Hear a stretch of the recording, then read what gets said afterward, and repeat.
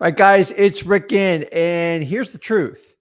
You are one decision from changing your entire life.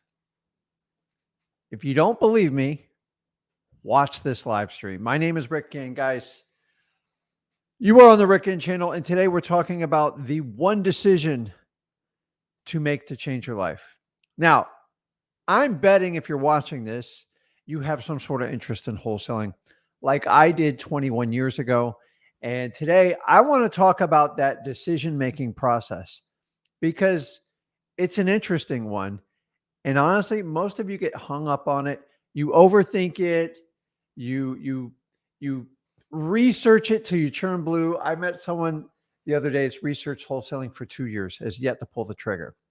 So my goal today is to help you with the decision process and to simply teach you how to evaluate a decision. It can be for wholesaling, it could be anything for your life, but you only have so many choices in life. You basically have three choices when it comes to a decision. Number one, make the decision. That's the easy part. If you did it, that's great. Number two,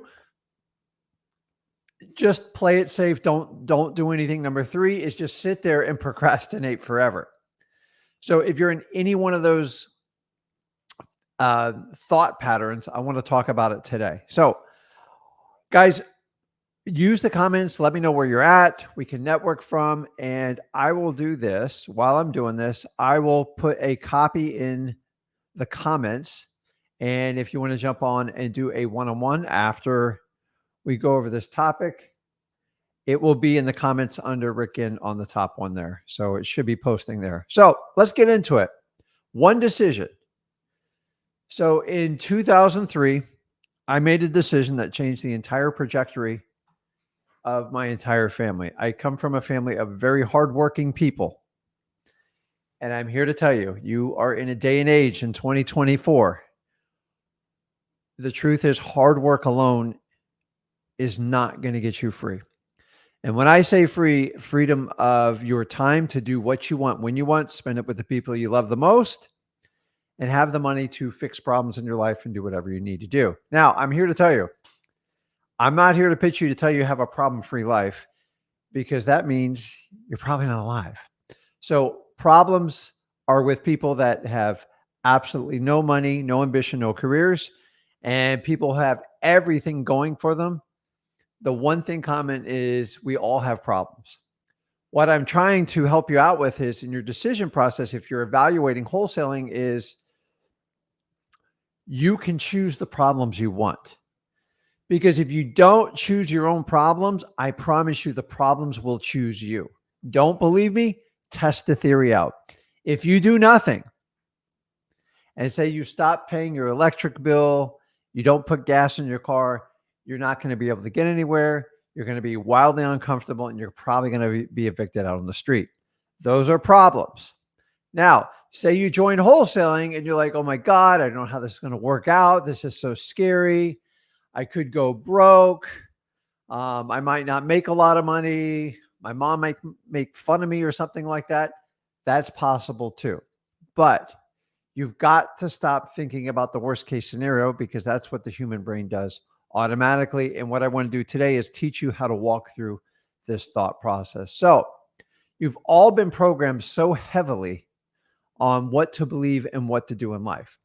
From the day you were born, from your parents, and don't get me wrong, our parents do the best they can. God knows mine did. But I'm here to tell you, sometimes we just have to admit we don't pick our parents out. Our parents pick us out. And then most of the time we follow exactly what our parents do, because that's all we know.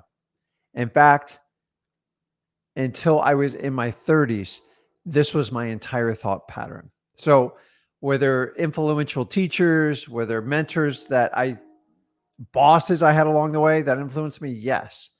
But most of them guided me in the wrong way, because I've learned that people will steer and manipulate you to serve their best interest. Don't believe me? Test it out. And I know what you're thinking. Well, family doesn't do that. Unfortunately, family is some of the worst culprits when it comes to this. Meaning, when someone says, say you just picked out wholesaling, you go, I want to start out wholesaling. And then say your sister just goes, why would you do that? Like, that's crazy. That's so risky. Why would you ever do that? Why don't you go get a good, safe job? Like, you're really just, you're erratic. I think there's something wrong with you. You better check your head out. Maybe we should call somebody. And then you immediately conform back to make your sister happy. And if this rings true for you, it did for me. I know what my family said when I did this. You're not alone. But the problem is you're letting people affect your decision that are basically giving you self-serving interest statements, meaning they don't want you to do something bigger and better because you're going to make them vulnerable if you do it. My whole theory, this is how I operate, is my number one goal is to take care of my family the best possible way I can. As long as I can do it legally, ethically, and have a good time doing it, I'm going to go for it. Now, let's unwind and pack this, and let's go back to when you were a child and everything you were taught. Think about this for a second. Whatever religion you are, 95% of the people choose the same religion their parents taught them. And that's fine. But I'm just telling you, this is how it goes. A lot of people assimilate to the same type of work their parents do. Why? Because they understand it. They've grown up around it their whole life, and maybe they gravitate towards it. Now, sometimes it's good decisions. Sometimes it's bad decisions.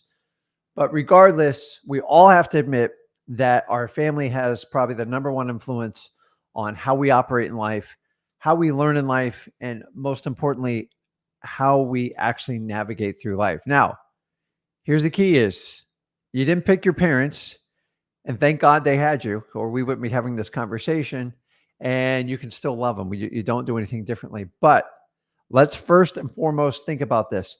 Who are we taking advice from? Who? 9 times out of 10, most of you are taking advice from people that have never been to the place you want to go to. So what do you do when someone doesn't want you to take a risk? And moms are mostly guilty of this, dads too. And by the way, I'm a dad. And just understanding is the last thing you ever want to see is your kids struggle or fail. But in reality, that's what they actually need to really make it in life. You see, if you give your kids everything and you take care of them and just throw money at them, we all know the kids that had a trust fund or their parents took care of everything. Most of them are living in the basements with their parents, made bad decisions, and they just can't afford to live in life. And if you don't want to do that type of decision, you're going to have to unwind how you unpack these decisions. So let me show you. So when we talk about making a change, so if you're considering wholesaling right now, what are the biggest things that hold you back? And feel free to use the comments in here.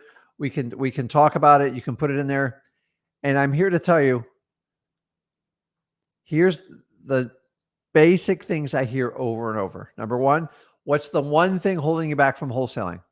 It's fear. Okay, admit it. Now, what I've learned about fear over life is as a child, I was learned that fear made me scared, made me frightful, made me the opposite, meaning I didn't want to be around anything that made me fearful. And so what do? We run to our mom or dad. We run for protection. They protect you. Everything's good. And the reality is we grow up as kids most of our life and we don't deal with the fear. Let me give you an example. If you have a small child that's scared of a dog and it freaks him out, and rightfully so, sometimes dogs are intimidating, but if the parents constantly protect the child, you just reinforce the fear, and the fear just starts to consume the child to the point where the parent has to protect the child because they can't deal with the fear. And here's the problem. Over 55% of Americans own a dog. So if you're one of these parents who constantly protects your child because they're scared of a dog, you're going to set them up for failure down the road because eventually they're going to come across a dog. Now, there's sometimes to be fearful for a dog when it's rabid and wants to attack you. I get it. Well, we're talking about like regular dogs that freak them out. This happens all the time. There's kids that are scared of thunder and lightning, and parents do this protection thing, And then no shocking when they become adults that they can't cope with life. Why? Because when you have something that you fear, you're going to have to learn the opposite skill and learn to conquer it. If you haven't done it to this point, guess what? You're here. Wholesaling, if it fears you, but you want to get there, you're going to have to overcome it. So some people go, well, I don't want to, it fears me, so I don't want to do it. So I just won't do wholesaling. And to get what you truly want in life, no matter what you want, you learn to run towards the fear. That's how you master life. And the reality is most people always run from what fears them the most. And eventually they get in pockets of life where they just can't operate in certain areas. Maybe it's dogs, maybe it's the weather, maybe it's looking at their finances, maybe it's dealing with their significant others. I'm here to tell you, figure out what's making you so fearful and just deal with it head on. Let me give you a perfect example. For the longest time, especially as a child, I feared the dentist worse than anything else. It was painful. It was scary. And there were sharp instruments. There was needles. And now I grew up in a time where dentistry, I thought was pretty rough. I know it was even worse before me.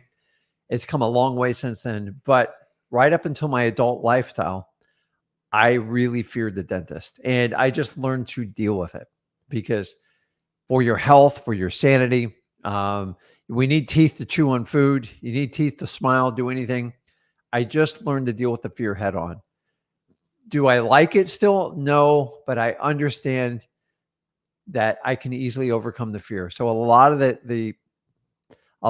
the fear is just mental up in your brain. It is the unknown. Do you guys understand that?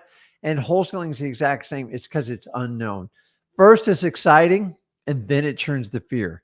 And if you're walking through this path right now, I'm here to tell you, I went through the same thing, and I'm going to guide you through on how to get through it. Rule number one, if you fear something, ask yourself why. Like truly in a curious question, why do I fear this?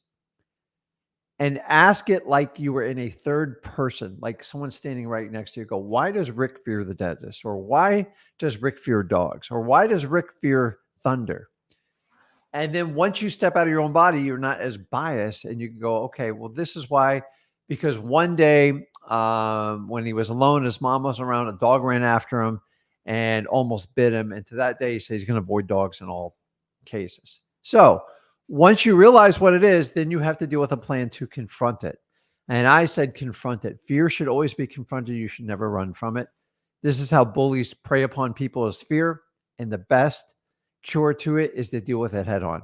Now, there's times where fear is rightfully so, and you should avoid it. Really bad weather, lightning, hurricane, stuff like that. But the problem is we fear like common things, looking at our finances, dealing with a plan to get us out of financial debt, dealing with a way to set us financially free. You have to deal with it because if you get in a rut and you get stuck, you just stay there because you fear trying to deal with the element of getting out of it. And honestly, this is the number one reason why people run from wholesaling. The next one is they're scared. What's the difference between fearful and scared? There's not a lot. So people use these words interchangeably all the time. If you're scared, ask yourself the curious question, why am I scared of this? And you got to actually poke fun at yourself and go, this is ridiculous. Why would I be fearful? Or why would I be scared to do wholesaling? And 9 times out of 10, there's something deeper in it, and you've got to identify it. Once you identify it, you can easily attack it. Now, the number one byproduct of being fearful and scared of wholesaling is simple procrastination. And I'm telling you, procrastination is honestly, it's worse than doing nothing because you're actually thinking about it, but you're actually not doing anything. And for that reason, you want to avoid it with all your might, everything you want to do it. So, and then here's my next favorite one. Rick, I'm going to be playing it safe. Like I'm not ready for wholesaling. Meaning everything in their life has to align perfectly for them to join the wholesaling business. And I'm here to tell you, I took on wholesaling when everything was a complete wreck in my life.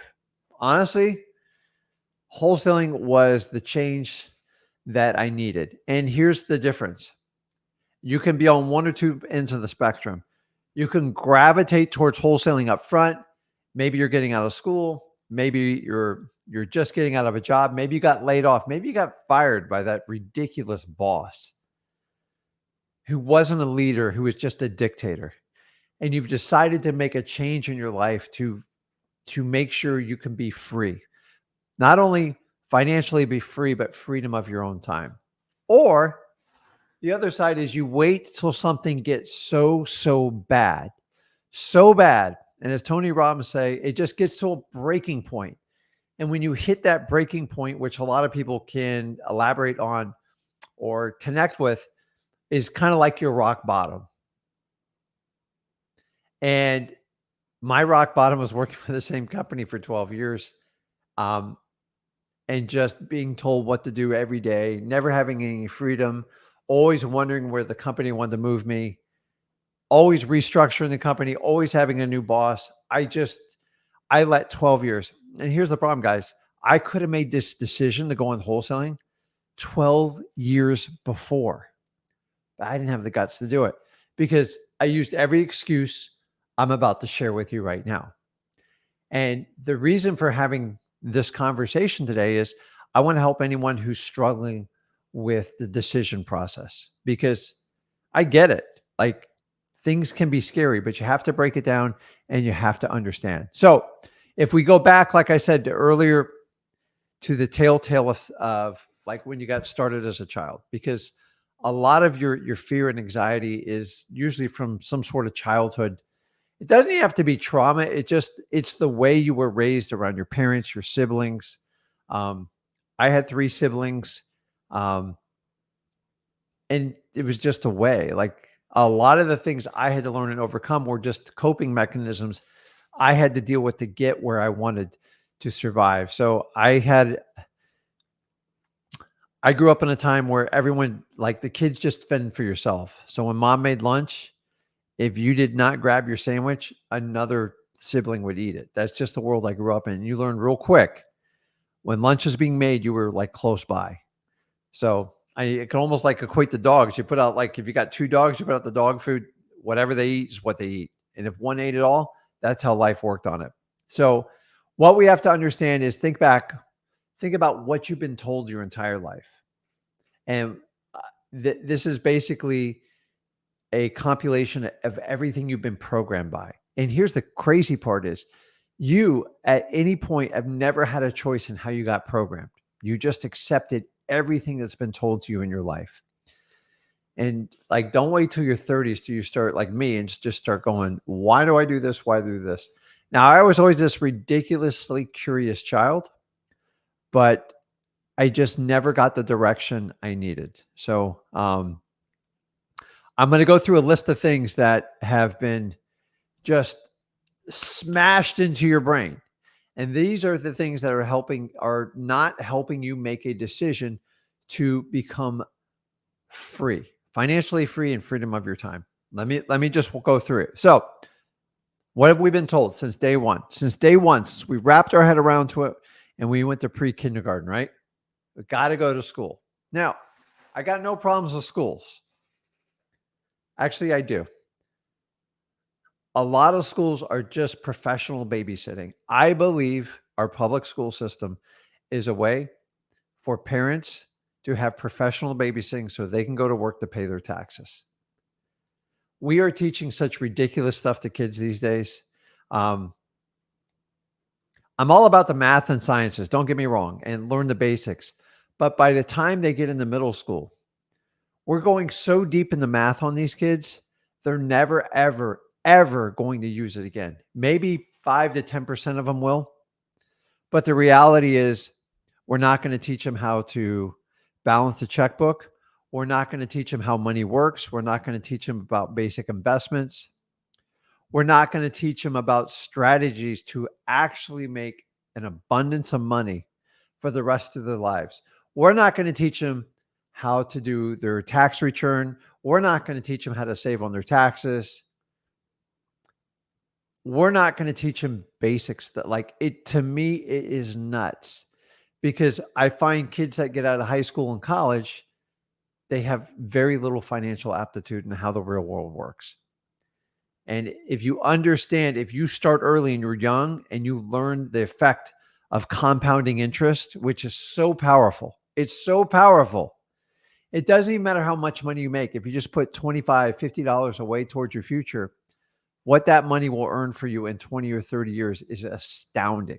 But we really don't teach this in the basic school system. Only in the advanced parts of college do we do that.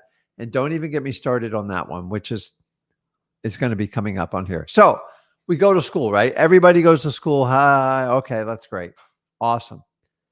And why we go to schools with all this amazing technology now and all this expensive real estate and all this ridiculous amount of taxes we pay for the school systems, that's another story. But we go to school. What's the next thing they tell you, right?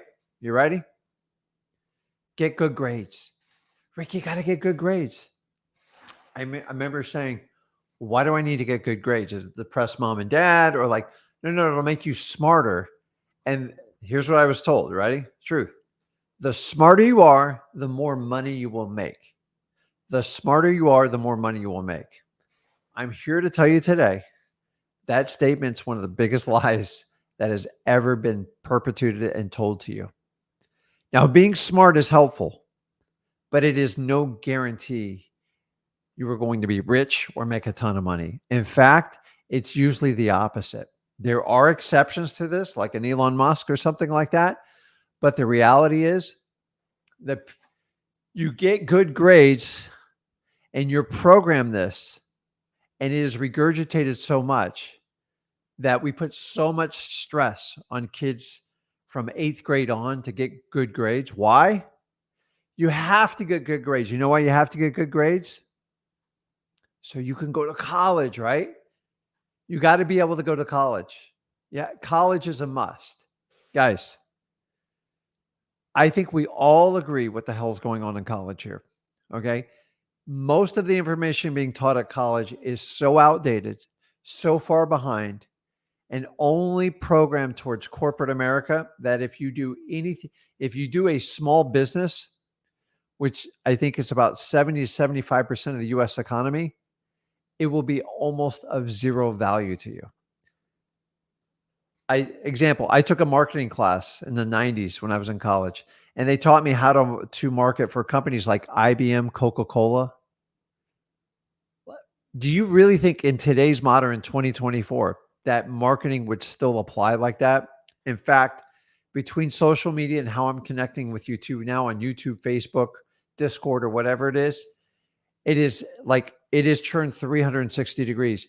And the technology is moving so fast between X and Instagram and Snapchat that colleges in their wildest dreams could never keep up what's going on in the real business world. And for this reason, all of a sudden colleges, people just don't care if you go to college anymore. Now, there is a trade school for college.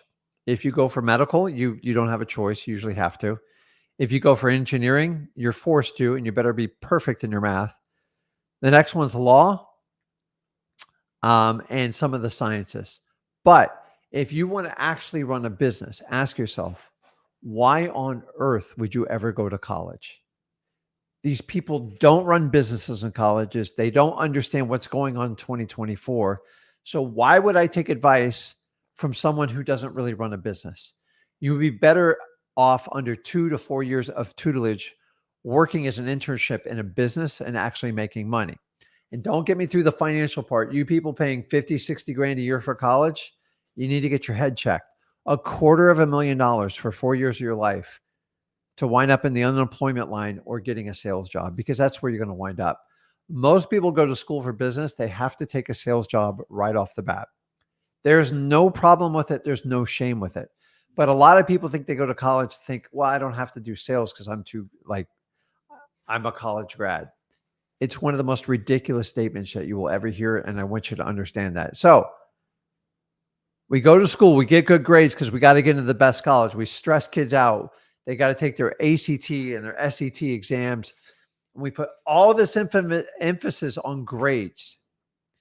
And then we graduate. And then what happens? What happens then after they graduate? You ready? Go get a good job. As Joe Biden says, go get a good job. Go get a good job. Like, so all my training is just to get a job.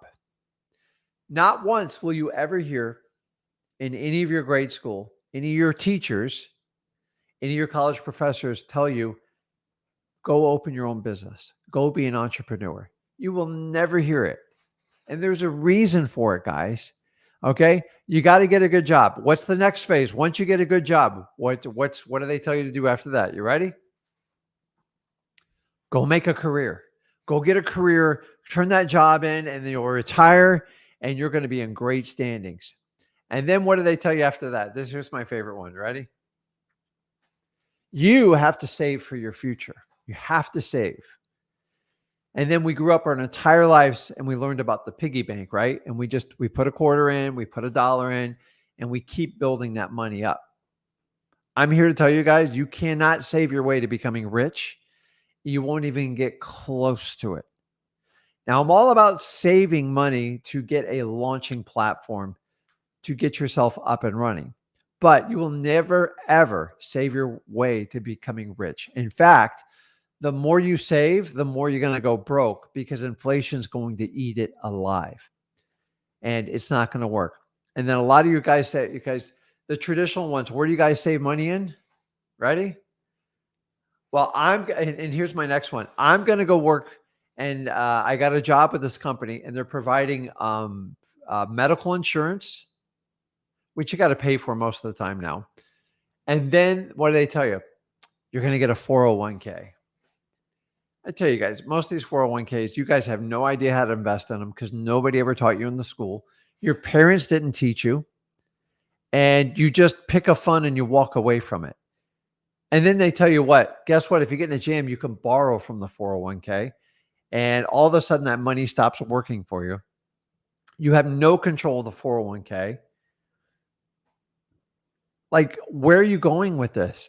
There's a reason the 401k was basically put in the place to confuse you all and distract you. Yes, for the most part, a 401k will be more than it's worth, but there's so many calculations you aren't considering. Your time value of money, you really have no decision in it. And what is your real return when it all says? They eat you alive on fees. End of story. And then you can't touch that money till you're what? Like in your 60s, 59 and a half, whatever the number is. And I'm here to tell you, it's crazy. And then the next thing they program you with, you ready? For those of you who have kids, you need to start a college fund for your kids. Guys, stop this. Like, let me give you the real example. I put both my kids through college. Unfortunately, I had a college fund. We didn't use a dime of it. Not one dime. You know why? Because I taught my kids to get their AA degree while they're in high school. And by the way, almost every state in the United States, if your child performs well in school, they still should get good grades. I'm all about it. They can actually enroll and take on like community college classes. And here's the really cool part. They're free. So get your kids to get their AA degree while they're in high school. And it's not that hard because most of the classes taught in high school, they're just not going to get your kids further in life. It's the truth. Sorry, it's the truth. So that you already get a 2-year head start. And then after that, you have them apply for grants. There's plenty of scholarship opportunities, and you have to apply for every one of them. And you'll be surprised how many scholarships your kids can pick up. So if you can get your kids' school all paid for by them just working hard, that's how you teach your kid how to be an entrepreneur, not to get like a regular job. And by the way, I got no problem with job. If that's what you choose to do, I'm fine with it. We're talking about wholesaling today, and I want you to understand. Here's the next one you get told. Ready? The middle class is where you want to be. The middle class is where you want to be. I'm here to tell you right now today, The middle class is so small. It barely even exists on like on the radar. Why? Because you have your you have people wealthy that a lot of wholesalers and up are in this category, meaning they don't have to worry about money. They know how to make money. They are not controlled. They don't trade their time for money, and they invest their money as opposed to save their money. And they know they're working to make millions of dollars, and they're fine with it. They know they're going to have to work for it. Then you have the ultra poor people that are poor, below the poverty line, and you should help them out as much as humanly possibly. But they've painted this vision that you're in the perfect spot in the middle, right? You don't have too much money, but you don't have, but you're not broke. Why is that somewhere you want to be? It makes no sense to me at all. Why do you want to be in the middle class? What is so great about the middle class? You're just run of the mill. You're mediocre at best. You're never going to get rich, but you won't be broke.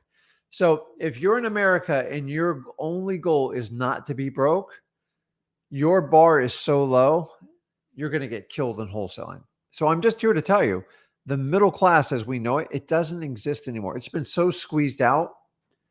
Why? Because you are in a country in capitalism. Either accept it or don't, but it's the truth. And capitalism's about thriving and solving as many problems as you can and making as much money as you humanly possibly can. That's how capitalism thrives and flourishes. So if you understand that, if you're in the middle class, people go out. If you're in the middle class, it's safe, it's not risky, and it's comfortable. Who wants to be there, guys? Who wants to be in the middle class? Like, this dream's been sold to you your entire life. It is nowhere to be at all. And the next thing is, then you guys get sold on like fixing your credit score.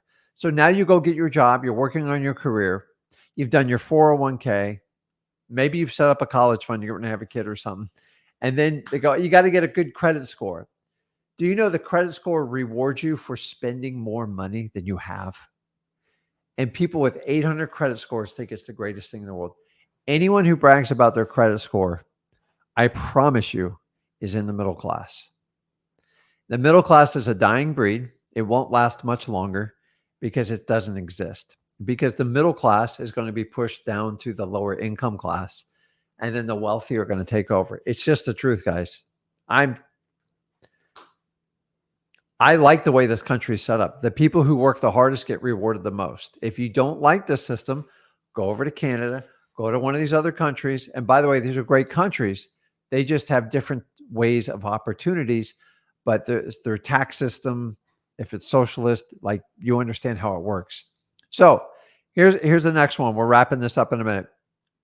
Money is the root of all evil. If you ever told this about anybody in your family or any of your friends, I find people that use this statement, they just fear money, and they think it's too much of an obligation. Well, money knows that, and money will go find the people that will take care of it and multiply it, just like we're supposed to do as a human race. We have children, we populate the earth, we teach them our way of life, and that's how life prospers. Money operates the same way. And if you don't take care of money and you recklessly buy stuff and you buy things you can't afford, money will be taken away from you and you will be broke. And the middle class has just been decimated in the last 10 years because the good job, the good career, the good credit score, the savings, it doesn't work. Now, let's get into the root of the issue. I bet a lot of you are thinking before you make the decision to do wholesaling, you know what you're saying? You're so worried about what others think you're going to do. You're letting it weigh in on the decision of what you're doing. It's ridiculous. Why? Why do you care? Seriously. If you're taking advice from your parents and you love them to death, that's no problem. Or maybe you're taking advice from friends, or maybe you're taking advice from the internet, from people you don't even know. You don't even know if they're qualified. and they're telling you what you're doing is stupid and it's super risky, especially wholesaling. I hear this all the time. I've heard this my entire career. I hear it every day. I'm in this wholesaling space. And I'm here to tell you, if you're going to take advice from people that will never take a risk on themselves, you are the exact same thing. Why do you care what they think? Why? Think about this for a second. Why are you taking advice from people that aren't on a path that you don't choose to be? The reality is, if your parents aren't happy, they're not thriving, they're not making a ton of money, they're not taking trips, just loving each other and their entire family, maybe you should look at another path if they're telling you to take a certain path and it doesn't make you happy. I didn't say don't respect your parents, but I'm here to tell you, a lot of time parents give advice out of love and safety and make you feel comfortable, not take a risk. And those should be the red flags that I keep telling you about, that for you to get what you want in life, you're going to have to break free. And if that means upsetting your parents, then so be it. Because if not, you're going to do the same mistake I did, and you're going to conform and give up 12 years of your life to come back to the decision and go, Rick, back in 2024, he told me I have to make a key decision in my life. Only you can make that decision. I can't make it. Zach can't make it. Your parents can't make it. It's your life. And a lot of you get stuck in that. I know I did. And I want you, the whole reason I'm having this conversation is so you don't have to go through the exact same thing I went through. And if you understand that, it's okay to make somebody temporarily unhappy with your decision, but remember, it's your life in the end. And if you have all the data and the proof that it doesn't work for them and you don't want that type of lifestyle, don't be stuck and confined to it, or at least have a plan. Like a lot of you are going like, I have to go to college. I don't have a choice. They're going to kick me out of the house. Then do the 2-year plan. Like I told you, go get your AA degree while you're in high school and get in and out. By the way, get resourceful. I teach you as a wholesaler to be resourceful. So guess what? Go get your online degree at these colleges. Nobody cares if you went to the college or not. Anyone that tells you that college is the 4 greatest years of their life or the 6 greatest years of their life, it means they've never taken a risk in their life. College is, to me, the most overpriced, irrelevant thing you can do in your life, unless it is a trade school for law, medicine, or engineering, or science. Period. End of story. If you're going to go in business, why on earth would you ever go to college? It's just the truth. So stop worrying about what everybody thinks. And at some point, you have to be accountable for your own life. So if we're going to make this decision to jump into wholesaling, you've got to have the reasons you're doing it for you, not your parents, not your sister, not your mom, nobody else other than you. Because at the end of the day, you have to live with that decision. Your parents can't raise you forever.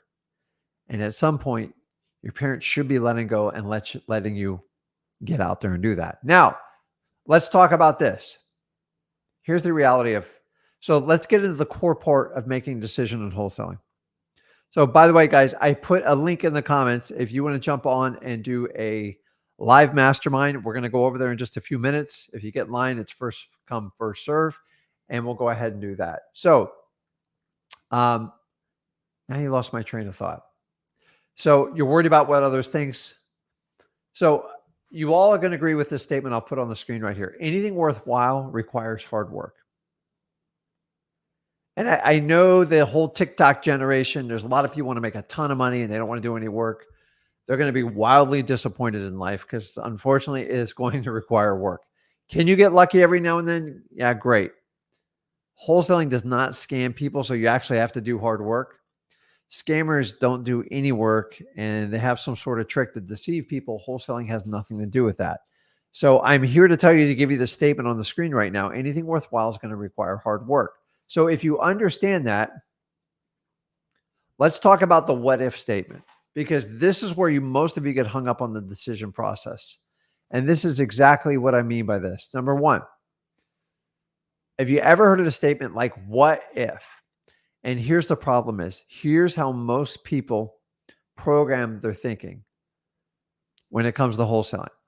So you made, like, you go, oh my God, I want to wholesale so bad. It sounds so awesome what Rick and Zach do. And that's what I want to do. Great. Awesome. And then you start thinking as you process your decision, you're going to go, what if? And you guys know exactly what I mean when I say what if statements. When you have what if, here's what you do. Here's the biggest what if statement. Write it. So I go, I'm going to do wholesaling. So, but what if I fail? Oh my God. That would look really bad. My parents would be really upset. I won't be able to pay my rent. How am I going to put gas in my car? This is a really, really risky decision. And then you start to unwind your decision and you go backwards. And for this reason, it's the what if statement. And I'm here to tell you, are you taking risk with wholesaling? Absolutely. But I'm here to tell you, the day you were born, you took risk. Every day you're alive is one closer day you're dying.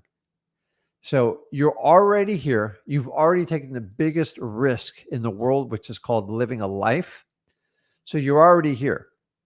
So the reality is you probably found this channel because you're frustrated either with your current job, you're frustrated with the schooling system, or you're just not happy and you want to get freedom of your time and you want to get financially free. So you found wholesaling. And then you go, okay, I want to do it. And you go, well, what if I fail? Okay, so let's explore that statement. What if you do fail? What's the worst that's going to happen? I guarantee you that job, that school will be waiting for you when you get back. It doesn't care if you win or not. It's just going to sit there. Why? Because it wants to control you. So stop taking the worst case scenario every time you do this. What if I fail? Oh my God. What if somebody screams at me? What if somebody yells at me? Oh my God. I guarantee you it's going to happen. I'm not even going to say if it's going to happen. I promise you it's going to happen. You're going to have some months you don't make any money. You're going to have some months you're going to make over $100,000. Welcome to how business works in the United States. It is called the journey of wholesaling. But instead of programming stuff and saying, what if I fail? You got to switch your thinking around because you were taught your entire life in school that if you fail a test, you screwed up. And then you got to relearn the material and do it correctly. No, listen, when you fail in life, what do you get? You get a lesson. And that's how people learn. Actually, I'm here to tell you, the more you fail, the better you'll do in whatever you do in life. But here's the reality. Here's what the middle class does. Don't take that risk. It's too scary. It makes me uncomfortable. It makes me scared, and I don't want to do it. And for that reason alone is the reason why you need to understand this. So what if you fail? Big deal. I failed so many times in my life. The fact that I can fail is one of the reasons why I'm sitting in front of here on this YouTube channel talking to you, because I'm not scared of failure. I embrace it. I attack things full on and I give it my absolute all. Does it work out every time? Absolutely not. I've had some catastrophic failures, but I have much more wins than I have in failures, especially in wholesaling. And for that reason, because I'm willing to take a risk, I can beat most people out. But if you're going to go into wholesaling and go, I don't want to take any risk and I don't want to fail, you're never going to make it in wholesaling. And I'm just telling you the truth. Most of you are horrified to fail. And I'm here to tell you, we go back to like, remember when the child was scared of like the dogs or the weather? This is the part where you have to confront your fears. What's the worst case scenario that's going to happen to you? Just think about this for a second. What is the absolute worst? If you screw up a contract or you screw up a conversation, you repitch it, you apologize, and you move forward. Worst case scenario, you lose the deal. I promise you will never make that mistake again. You see, I'm a guy who loves to actually work on wholesaling deals. I don't like talking about them. I'm okay teaching them. That's why we offer at freewholesaling.com. But I'm here to tell you, stop being so scared to fail. It's not as bad as you think it is. This is how life really works. But you're taught in the old school, don't you dare get an F. You're going to get some Fs in wholesaling. You have to move forward. That's how everybody learns. It's called the journey of wholesaling. So say, what if I fail? Well, let's think about this. Ready? What if you win at wholesaling real estate? What if you win at wholesaling real estate? Guys, 21 years ago, I waited till my back was against the wall and I was in like real trouble. I was in over my head. I did what every middle class person did. I followed it to a T. Everything I've taught in this live stream today, I did it to a T. I gave up, if you consider the 4 or 5 years of schooling I did, because I wasn't the brightest guy, and we'll talk a little bit about that, plus the 12 years I worked for the company, that's 17 years of my life I gave up. 17 years. And if I just went in the wholesaling right out of like high school, or maybe even right out of college, whatever, maybe if I wasn't mature enough, think about what kind of impact that would have had on me much earlier in my life. And I'm here to tell you, if I'm talking to a 17, 18-year-old, or if I'm talking to a 95-year-old, I don't care. Wholesaling is about being resourceful and solving problems. And most of you have been taught your entire life, the smarter you are, the more money you'll make. I'm here to tell you, the smarter you are, it's just the more you're going to be employed by people like me. I hire the smartest people on my team. Zach's very good at it too. And that's what happens because they're okay taking a job. They're okay giving up on their dreams so they can work on someone else's dreams. Guys, I get it. Some people have to have jobs, but if you're talking about wholesaling and you are on the fence with your decision, think about this. What are you afraid of? What is holding you back? I guarantee you it's all right up in here. Think about it. I was the most programmed guy you will ever meet in your life. The most like clean cut. I'm going to do everything by the book, and none of it worked out for me until I took a risk on wholesaling. And you know what my attitude was? My back was pressed so hard against the wall. I said, screw it. Let me just take a shot at it. It can't be any worse than what I'm doing now. And honestly, it wasn't. I hated my job. 70% of US workers publicly state they despise the boss or the company they work for. How can that be? Because nobody wants to take a risk. Everyone wants to play it safe. And listen, if you want to play it safe, it is what it is. But please do not cry about it and don't whine about it and say, I can't believe everything costs so much. Go out and make a difference. Most of you do have a spending problem, but more likely you have an income problem. So if you want to use wholesaling to help solve that, here's how you do it. Instead of depending on other people to save you, these companies, which I thought the company would save me, I thought the government would back me up, and I thought I could save myself to be at least well off. The reality is you need to become your own hero in your own story. And God, if you have kids, this is how you do it. So a lot of people ask, like, how did Zach get in the wholesaling? You make him do it. No. Here's what I did. I didn't tell him what to do. I showed him what to do. And a good leader always leads. How? They're willing to sit and do whatever it takes to get something done with their employees, with their children, with their spouse, whoever it is. You see, you lead by example. We're in a society where we tell what our kids don't drink. It's really bad. Don't drink, don't drink, don't drink. Like we do such this giant program all through schooling.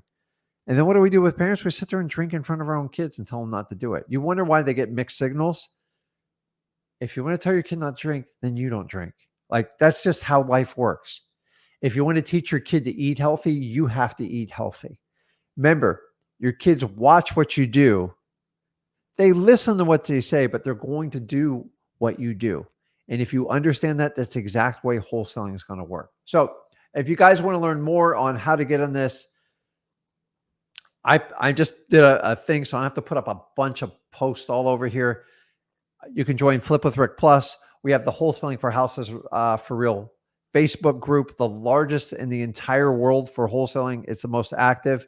We also have the ZachDiscord.com. And obviously, you can join us on YouTube through Rick Ginn, Zach Ginn, and Flip with Rick. And the reality is, guys, join a network of driven wholesalers. You're not alone. And the whole idea of the community me and Zach have created is so you don't have to do this alone. Because I believe wholesaling is the number one skill set that will make you the most amount of money in all of real estate. And those that master wholesaling, if you don't believe me, go out and take a poll. Go find anyone who's legitimately, you can't just come on YouTube and say, I'm number one, because I hear it all the time. I got people out there claiming they do $8, $10 million a year, won't show one proof of any financials to make that up. I've been doing this 21 years. I know when people make up their numbers, it's really easy to figure it out. But the reality is anyone who is really good in the real estate investing space, they all have one thing in common. They were really good at wholesaling. Now, I'm not talking about courses and stuff because you know how I feel about gurus and courses. But the reality is go look at anyone who is what I call a rock star in the wholesaling space. They all have one common denominator. They figured out and mastered wholesaling first. But these are the same people trying to distract you, trying to teach you little tricks on how to avoid fighting with all other wholesalers. And you don't have to do all the work that wholesalers do. It's ridiculous. If someone tells you something that's hard and you need to avoid it and have an easy way, and there's a course tied to it, look through the smoke and understand what's about to happen to you. Run to the work, because the work is what makes you the wholesaler that will make you so good at it that you never have to worry about money again and you have complete freedom of your time. And you've got to understand that. So, guys, that's everything I have on your decision-making in wholesaling. And I went through this 21 years ago, and honestly, it was the best decision I ever made. If you are leaning towards it or you're sitting on the fence trying to figure out if wholesaling is good for you, the first thing I want you to do is simply go over to freewholesaling.com. I'll put it up here for you real quick so everybody knows how to find it. It'll be scrolling on the bottom. There's a course me and my sons created. It's 100% free. We're the only people in the entire country that puts out a 100% free wholesaling course. Why? Number one, we're tired of all the games. Number two, we don't think there should be a barrier to get started in wholesaling. And number three, if I teach you my skill sets and I give you my best game, then I can teach you how to find deals just like I do. You're going to have to put in the hard work. I do not do stuff for you. You actually have to put in the work and the hustle. And if you do, we can partner up on deals together. I do this over and over every week. I love what I do. I have a blast doing it. I own property all over the country, and it's all thanks to teaching people in states I never thought I'd even do business with. Why? Because I teach you how to identify great deals by finding motivated sellers for great wholesaling opportunities. So if you want to do it, go over to freewholesaling.com. I promise you there's not an upgrade in there. It's 100% free. Go over there and get started. But before you do that, you have to make a decision. If you can't make a decision, there's not much I can do for you. And if you don't make a decision, you've already made a decision. You have to understand that. Don't be the guy or gal that sits there and studies wholesaling for 2 and 3 years and does nothing about it. It drives me nuts. So let me take a few hollers at it. Let's see here. It says, hey, Rick, we are wanting to do a double closing on a property. Do you still send an assignment agreement to the buyer, or do we send a purchase agreement? So a double closing is going to have absolutely no assignment in it, because you're going to have you and you're the buyer and the seller. That's one of the closings. And then the second closing is between you and your cash buyer. So there would be absolutely zero assignment on that. Go over to freewholesaling.com. We explain it in more detail in there. So if you do a double closing, there is no assignment of contract. Hopefully that helps clear you up. So I got Dawn here. Says, my husband and I just closed our first deal today. Awesome. Failed at a gift shop this year, but made it up with just one deal. And that's awesome. So like, you would hear a funny thing is I decided while I was wholesaling, don't ask me why, I bought a print shop. Now, I initially bought it to do my bandit signs, because back in the day, I did a lot of bandit signs. I spent a lot of money. I think I paid $450,000 for this little shop. And basically, they had T-shirt printing machines, and they printed for all the schools in our Tri-County area. Well, the economy slumped in 2010, 11. Real estate was rough. I was still doing wholesaling. I was still working out. I wound up losing, I think, $600,000 or $700,000 in the deal. And I remember my lawyer looked at me. He's like, just take it on the chin and move on. And I decided to sell the business at a massive loss. and I went in all. I just tripled my effort on wholesaling, and within 6 months, I made $300,000 of that money back. Why? Because I let go of something that just wasn't working out. I wasn't passionate about it, and it actually distracted me from my wholesaling business. So sometimes we do things that don't always work out. I always was interested in the printing business, but it was more of a hobby and I wasn't honest with myself. So I can relate with it. So, Dawn, I'm really happy to hear that. That is awesome. Um, so, actually, I got Aaron. So, Aaron's a great guy. He's over in Louisiana. If you guys ever want to do like business with him, he's a stand-up guy. Me and Aaron worked on a couple deals, and he's got one in the pipeline right now. But I love what Aaron does. Dude, this guy is completely fearless, and this is what I teach.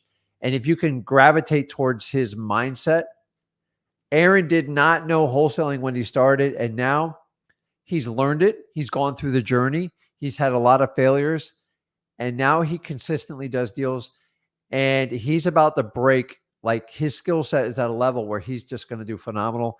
He has a great family. I've met him at the lives, an amazing guy. But like this is what I teach.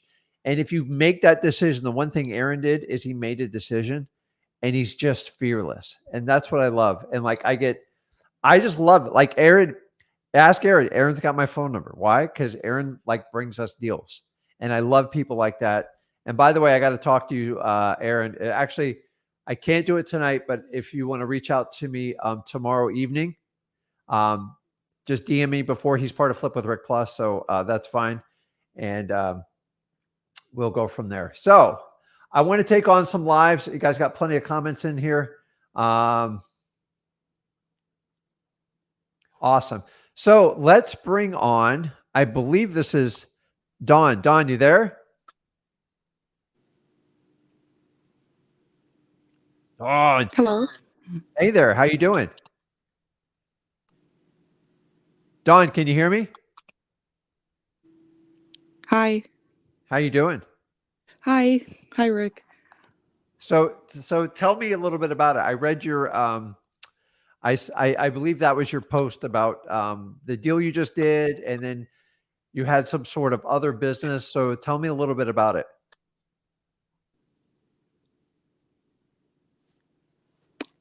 Are you? I think you're talking about the wrong Dawn. Okay, I think I got the wrong Dawn. So what's your name? I'm Diana. Okay, Diane. So that's fine. I just somebody said they were in there sitting in there, so I put D and I put two and two together. But I apologize. So what can I help you out with? Or you know what? Why don't you tell me your story? Okay, so I have a deal right now that so I got my new first contract. I'm going through my first, I guess, deal. Okay. Um so this deal is a slightly higher assignment fee, so it's a little bit more nerve-wracking for me. Okay. But anyways, the owner has her granddaughter living in the property, and the granddaughter is showing signs of like turning into a squatter. I was just curious, what's the best way to kind of go around that? So let me ask a couple questions. Yeah. How long has the granddaughter been in the property for? Since 2014. Okay, so 10 years. Yeah. And then what's your assignment fee on it? What do you estimate it to be at? About 80,000. It's a lot of money. That is a lot of money. So, what is the relationship with the seller and the granddaughter? Is that her They grandmother or like It's her grandmother. They absolutely hate each other. But so the grandmother had the house with the grandfather. The grandfather passed away and then gave the property obviously to the grandmother. She owns it now. got it? The granddaughter this whole time thought that the property is just going to be inherited to her, but the grandmother had absolutely no plan of doing that, and she's really desperate for money now, so that's why she's selling it. Okay. But she,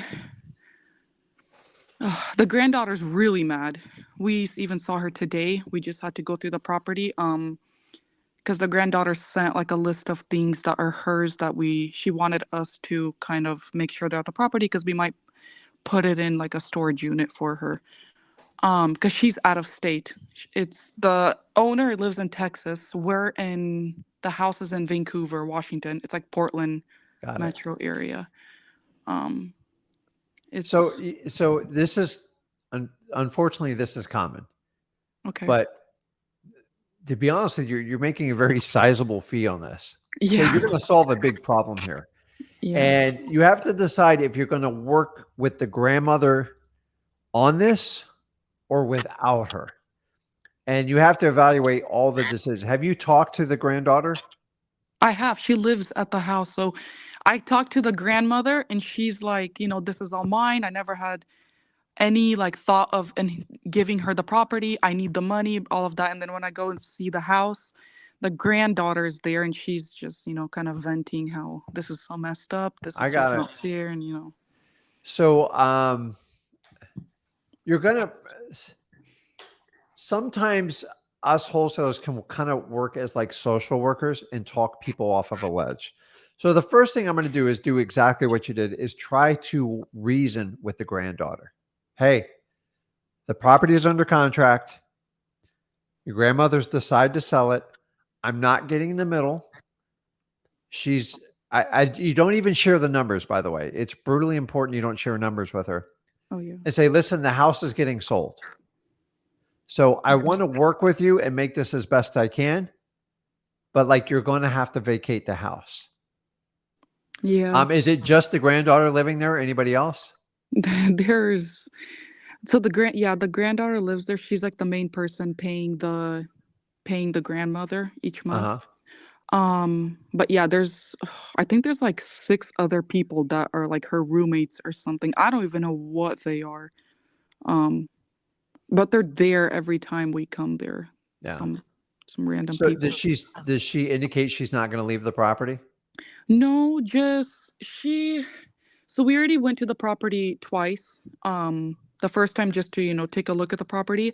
Mm-hmm. And she had no plan of where she's going, what she's gonna do, anything. And then it's already been like over a week, and we came there again. And then same thing, she hasn't even started anything. She hasn't even like tried to go anywhere. She's giving little comments of like, oh, the grandma, she never gave me like an official notice of, you So know, okay, so let me give you a suggestion here, and you have options here. okay. The first and foremost thing you need to do is you have a pretty good relationship with the grandmother, right? Yeah, I have a really good relationship. So you're going to have to work with her because she's the present owner of the property. I Okay. would find through your title company or maybe another trusted source, you're going to have to find a good real estate attorney, Mm-hmm. and you're going to have to go through and start the process of eviction through the grandmother because she's never going to believe you. And you have to put a threat across the bow or she's never going to take action.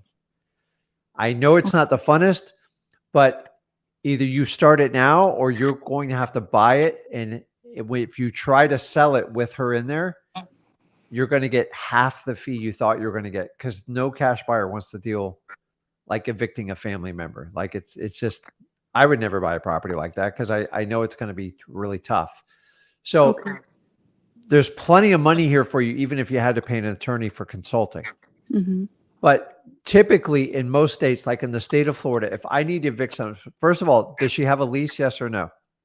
She, so this is what's hard to understand. She doesn't have like a actual, what is it, contract or any agreement of renting the house. She's kind of just paying her cash through some like Facebook pay thing.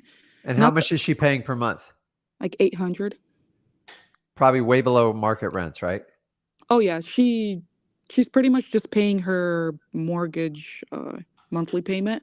Uh, But nothing is like um how do I even say? She's not like an actual tenant. Yeah, Her grandmother just pretty much let her granddaughter live there without any like paperwork. She's just paying her cash I each got month. it. So Yeah. you need to consult a real estate attorney and get advisement on how to end her tenancy. So Yeah. she's a tenant most likely every 30 days and she pays. Yeah. The grandmother needs to stop accepting payment from her, period. Like, don't take any more money from her. If she wants to Okay. sell the house, don't take any. Every time she gets paid, she gets another 30 days in there. Oh, okay. So you got to stop the payment. I don't know the exact laws in your state, so I don't want to give you too much information. So, like in the state of Florida, if I have someone month to month, the first thing I do in this situation is I meet with the tenant. I tell them what's going on. I try to hear their story.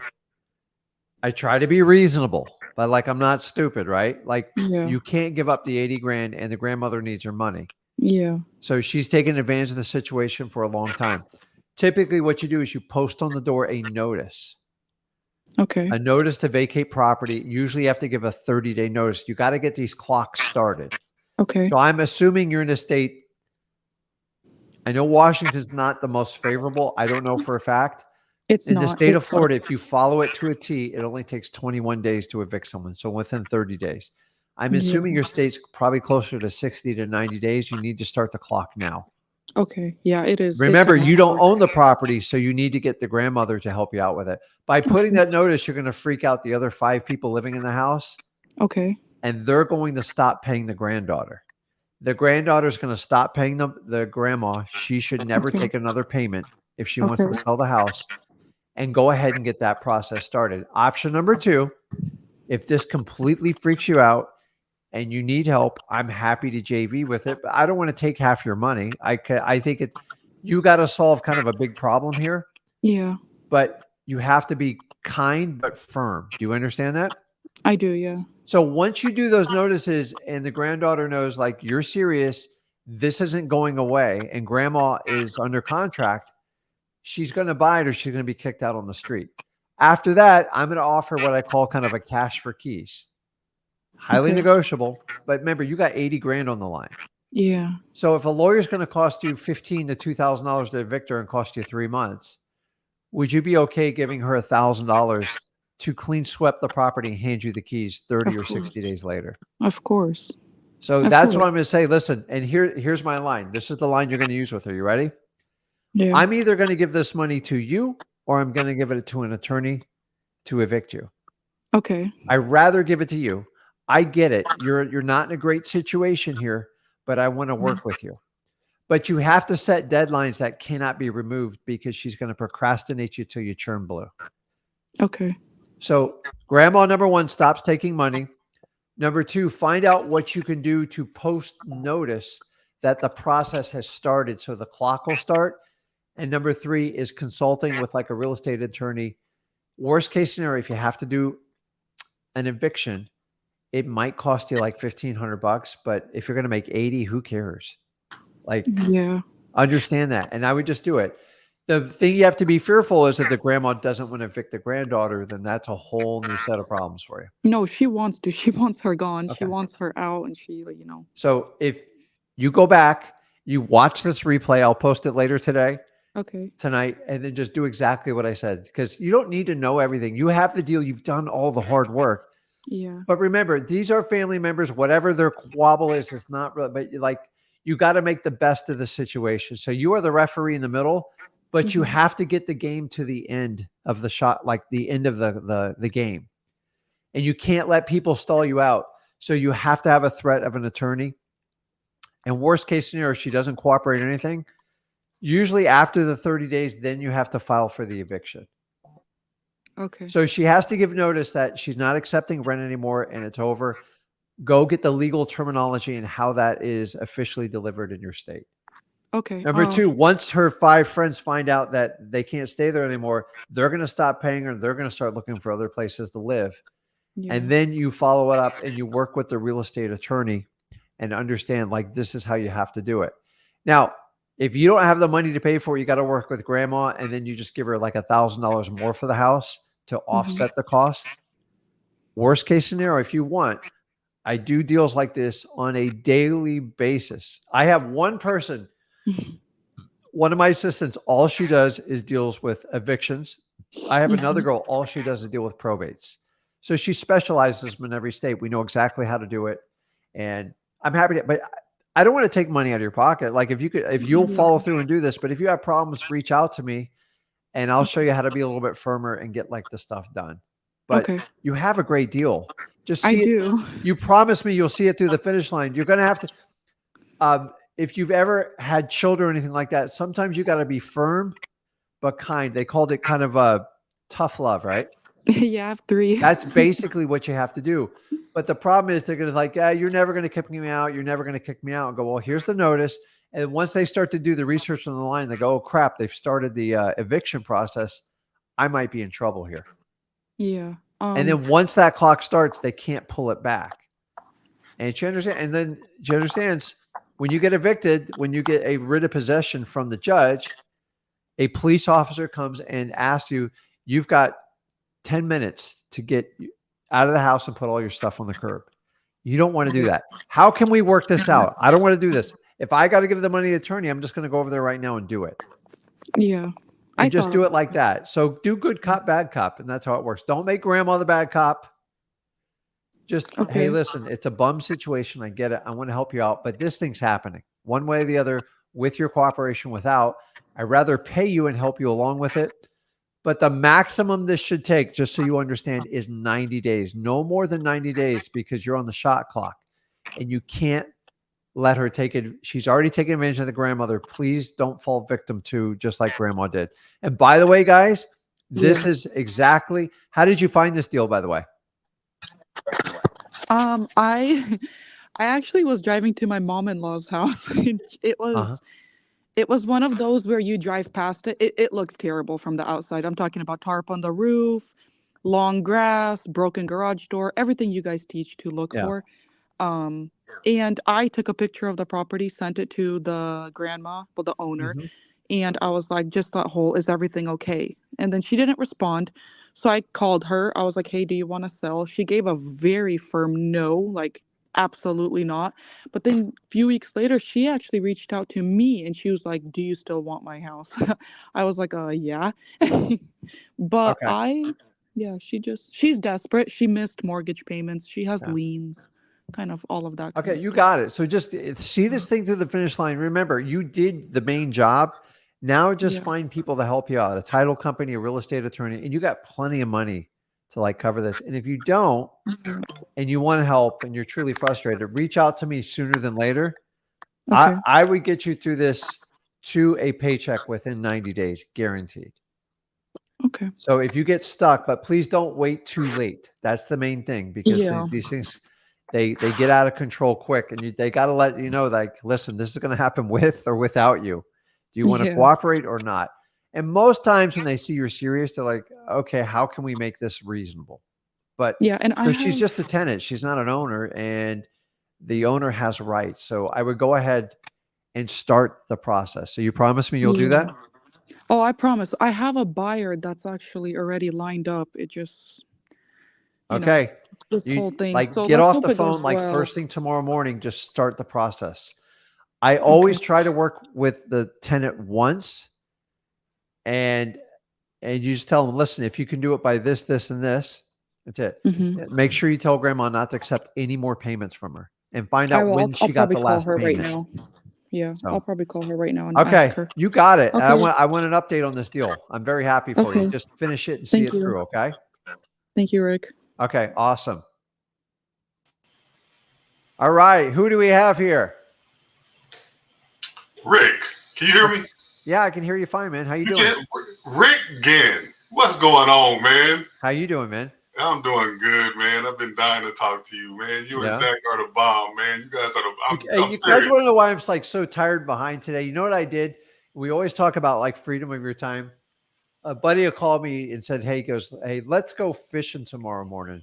And you guys know me, when someone says go fishing, unless I have a major commitment, and I do have work commitments, I got up at 4 a.m.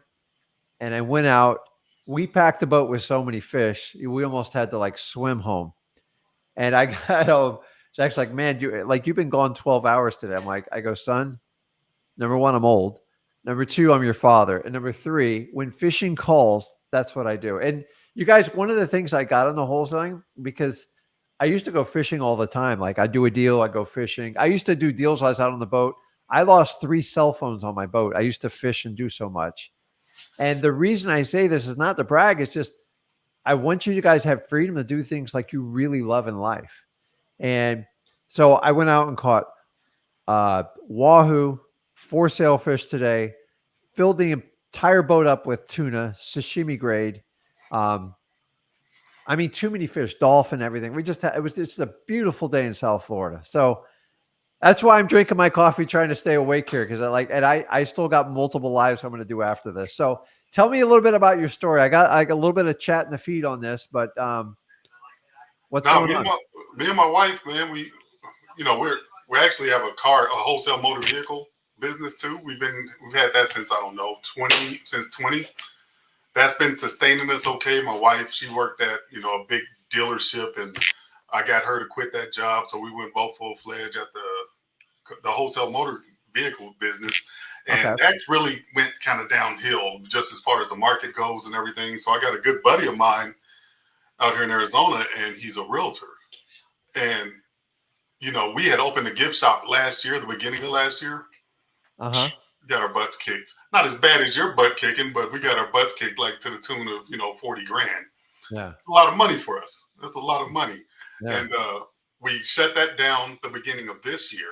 And my buddy, just before that gift shop was shutting down, he told me, hey, man, people make like 100 grand a month, hustling and wholesaling houses, because that's what we do, wholesale cars, right? We don't have a car dealership or anything like that.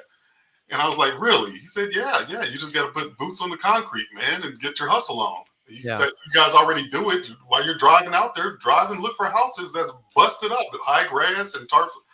I said, cool, man. So shutting down the business and everything, it was a lot of stress. And very stressful, right? Yeah, very stressful. I mean, it was. I got sued while I shut down my business too. You got sued? No, I got lucky because the guy who owned we're in a complex of like an Albertsons complex, and we had a suite. Mm-hmm. The guy was so cool, man. He did a mutual termination agreement on the 7-year contract, in which we weren't even in the first year of the 7-year contract, right? Wow. And he did a mutual termination agreement, right?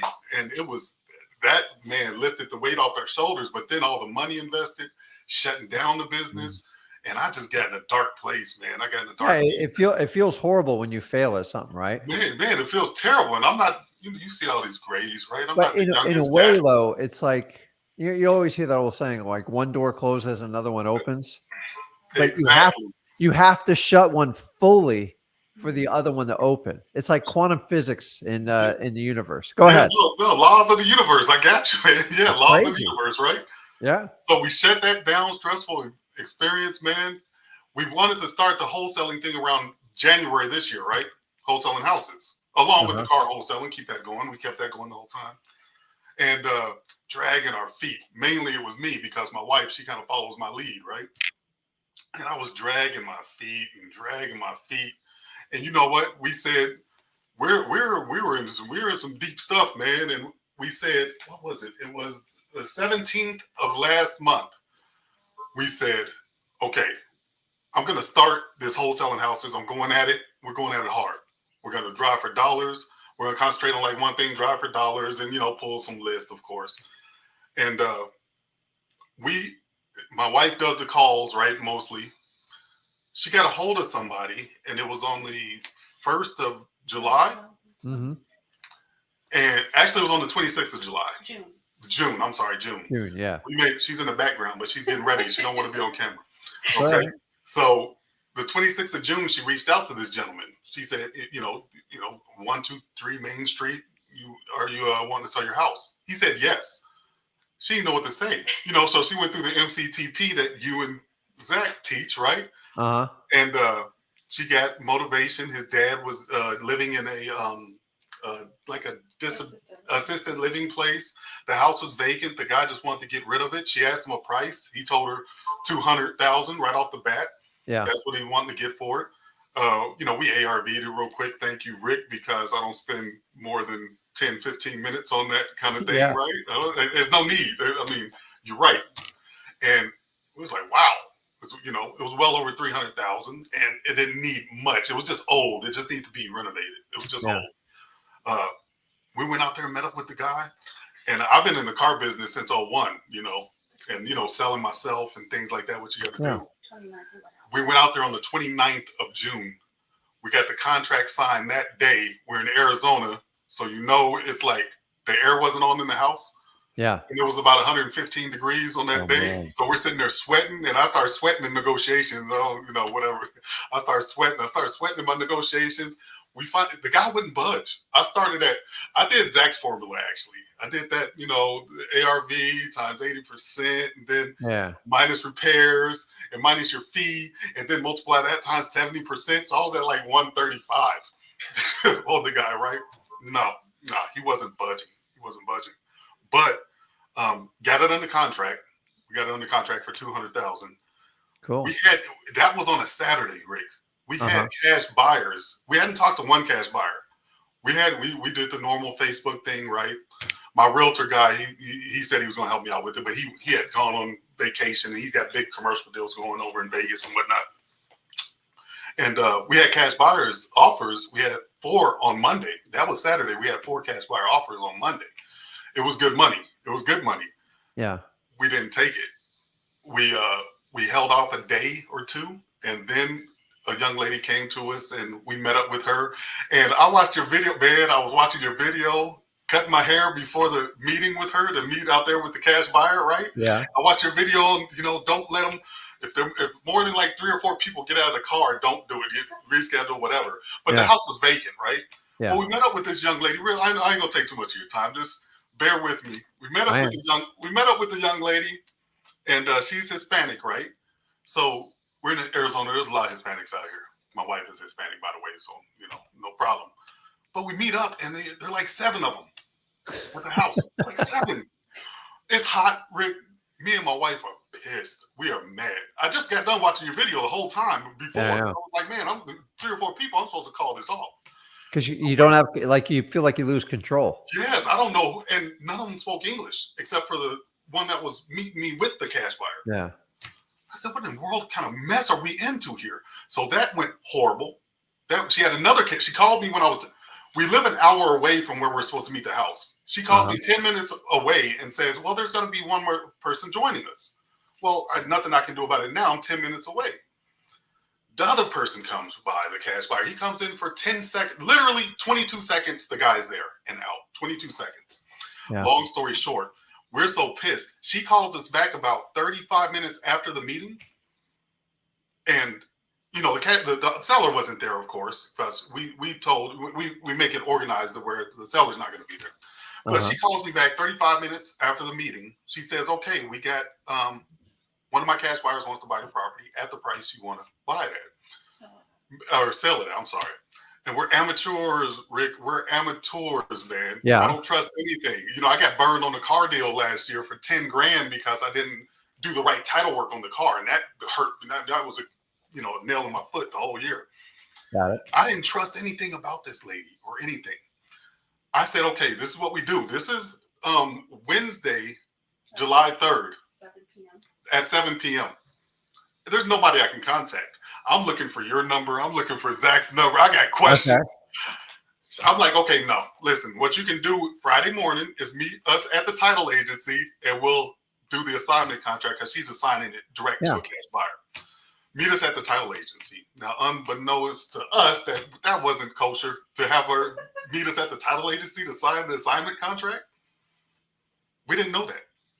But that's what I demanded. I fully demanded that. She tried to hit me up and twist and turn me 20 different times. I was saying no. She said the cash buyer he'll wire you the earnest money tonight because it was $5,000 non-refundable. I said, no, I'm not signing anything with you right now. I basically told her I didn't trust her. I didn't tell her that, but basically. Yeah. And she said, finally she said to me, she got pissed. She said, okay, well, we'll be in contact then. And she hung up the phone. Yeah. Well, she called me Friday morning. She said, are you still in, or my cash buyer still wants to go? And I still didn't know, but we had a meeting with the title agency right before she called. Our title agency is the bomb, by the way, too. We come to find out. asked them all kind of questions, and they were like, no, everything seems normal there and everything. So we were like, okay. She texts back. She says, well, that cash buyer doesn't want to do it anymore, but I got another one lined up. He wants to do it for $5,000 less than that other one. And it was our full asking price, right? Yeah.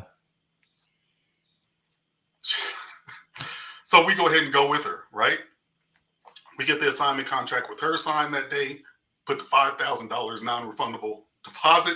They wired it over to the title agency directly. So we got a contract with the seller. We got an assignment contract going with her, and she had, and another wholesaler. But we're not doing a JV deal. Does that make sense to you? We're just So how much you planning on making on this, on the assignment? Well, let me tell you, Rick, real quick. I got the HUD statement today, and I'm looking at the final statement from the title agency, final closing statement. Yeah. And it's $52,000. Ooh. That's sweet, man. I did $100 deposit with the seller. Yeah. And 21-day due diligence. We're supposed to close. We're supposed to close July 31st, or August 1st. I'm sorry, August 1st. Mm-hmm. But with the seller, I was so not trusting. I said, okay, do the $5,000 non-refundable, but you got to close on the 15th. That was absolutely 8 days later. So if they're him-hawing me around, then I can go have time to go get another cash buyer. No him-hawing around.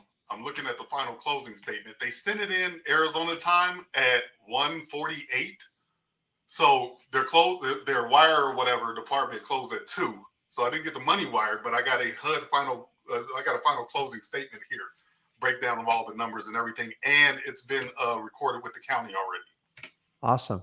So it's a closed deal, and that makes up for last year's losses. Plus, there you go. We're still slinging the cars. I got a couple. I'm a wholesaler. Where's your? Is it your wife? Yeah, my wife. She's right here. Come here. She's like, listen, my wife won't go on camera if I've been doing this 21 years. She goes, you'll never ever see my face on camera. Now, if you want to meet my wife, you can come out to a live event. She's always there. She likes doing that, but she's freaked out in front of the camera. But listen, behind every good man, there's a woman that runs it. A lot of people don't know, when I started wholesaling, my wife made phone calls. She helped me get off the ground. Really? And she was a full-time school teacher when she did it. So she'd take her summers off. And I love my wife to death, but she goes, you can never fire me. I go, I know. And then so we went on. She goes, I just don't like the hustle and bustle of wholesaling. She goes, but I love to talk to people. Yeah, but she helped me get off the ground. And honestly, without her, I don't know where I'd be. So kudos to her for making that phone call. And I'm telling you, you can do this over and over again. So I'm just telling you, I have up to $250,000 months. It's not every month like that. Yeah. But every month I make over 6 figures. But I didn't do this overnight. I started out with one. I think the first deal I made was $1,500. And then I remember I made the first 10,000. I showed my wife. She goes, okay, I'm all in. Show me how to do this. And I said, just help me answer the phones and do this. And long story short, I've been doing it 21 years. And the only time I ever got in trouble is when I tried stuff outside of wholesaling that I really didn't know about, that someone talked me into, and I put a lot of money into it. And the day I let go of it and I let that door shut, just like you guys did, it was unbelievable what happened in my life. And it was a lot of money, over $500,000, a lot of money, but I let it go and I made it back in less than 6 months. That's crazy. And I was struggling. I was on my way to court, the whole 9 yards. And I go, I can't deal with this stress level. And I just said, let me just go back and do what I'm natural at, this wholesaling. And my wife goes, I've never seen you happy. And that was a long time ago. And I haven't looked back since then. And I'm here to tell you, I think you made a great decision, because so many people hang on to that decision and they just can't. When you hold on to two things, you are so much less powerful. If you hold on to one thing with both hands, you can give it everything you got. But when you try to hold on to too many things, which we're all guilty of, we can't get anything done. So I'm super proud of you. I think that's awesome. If you ever need my help or Zach's help, reach out to us. How do we join Flip with Rick? Yeah. No, we'll come on in, because when I get off of here, I do a special event where I teach very advanced people how to scale their business operations to get them to like 50K a month. And I have a lot of fun doing that. And I don't know if Aaron's in that one or not, but I have a blast doing it. So, and by the way, we really give you a lot of access to us. And listen, I love to hear stories like this. This is why I do it. And I try to give everyone a path to get it done for free, period. End of story. And then after that, if you want to, like, I have so many deals going on inside of Flip with Rick Plus. It's like, I have so much fun doing it. And I'm like looking at my screen right now. There's 7 deals to underwrite today. I'm just like, and I love doing them in Arizona. I don't do a lot in Arizona.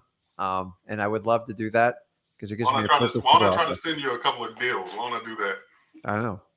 Well, listen, I'm not here. Listen, I want you guys to make a ton of money. You can work and Flip with Rick Plus, and you just do it even for the modest fee. Like sometimes I tell people, I go, just like, you don't even have to split it with me. I always tell people, I don't need your money, but like, if you need my help and it helps you make money, let's do it. But I helped somebody out it was Friday. He was doing a deal with Flip with Rick Plus. I said, listen, I'm just going to tell you the truth. You don't need me. You've done all the heavy lifting. He goes, listen, Rick, I just want to give you money. You've never asked, like, I've never given you a dime. I go, you know what? I go, I like truly tickled to death about it. And honestly, guys, I have set up a 501c3. I'm trying to find the best fit for it. So if like somebody truly wants to give money, I'm going to set up where you send it to a charitable organization. Yeah. And then we want to find people within the wholesaling community that like need help, like truly need help. Like they've hit rock bottom and like, maybe we help them out like that. And my wife's going to lead that charge on the back end. And she's like really excited. And so I already funded, I put $100,000 in there myself.